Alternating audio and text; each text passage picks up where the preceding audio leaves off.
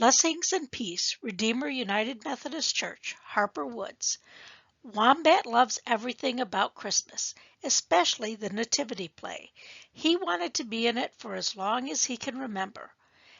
At last he's old enough to try out, but at the auditions the first part goes to someone else.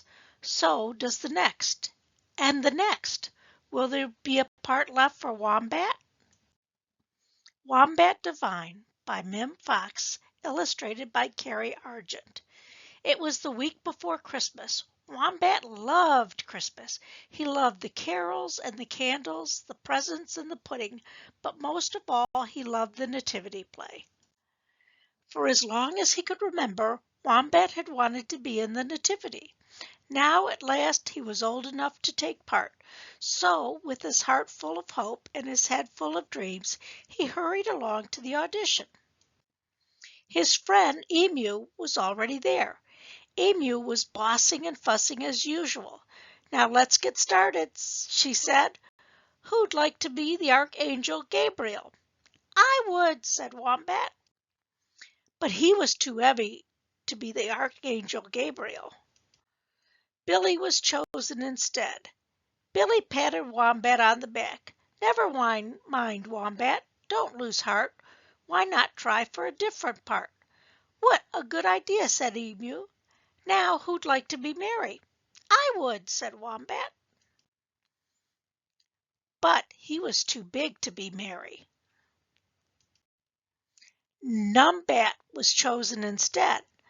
Numbat stroked Wombat's nose. There, Wombat, don't lose heart. Why not try for a different part?" "Right," said Emu. "Who'd like to be one of the three kings?"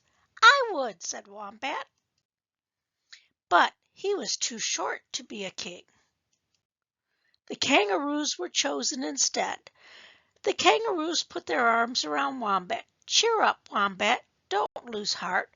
Why not try for a different part?" Wombat tried everything. He wanted to be Joseph, but he was too sleepy. He wanted to be the innkeeper, but he was too clumsy. He wanted to be one of the shepherds, but he was too short-sighted. And then there were no parts left. Wombat hung his head and hoped he wouldn't cry. Suddenly Billy leaped into the air. "I know," he shouted. "You could be the baby Jesus." "Could I?" asked Wombat. "Could I really?" "Of course you could, Wombat," said Emu. "Fancy my forgetting such an important part. A nativity without the baby Jesus is no nativity at all." Wombat was dizzy with pride. Christmas Eve arrived at last. Everyone was nervous except Wombat.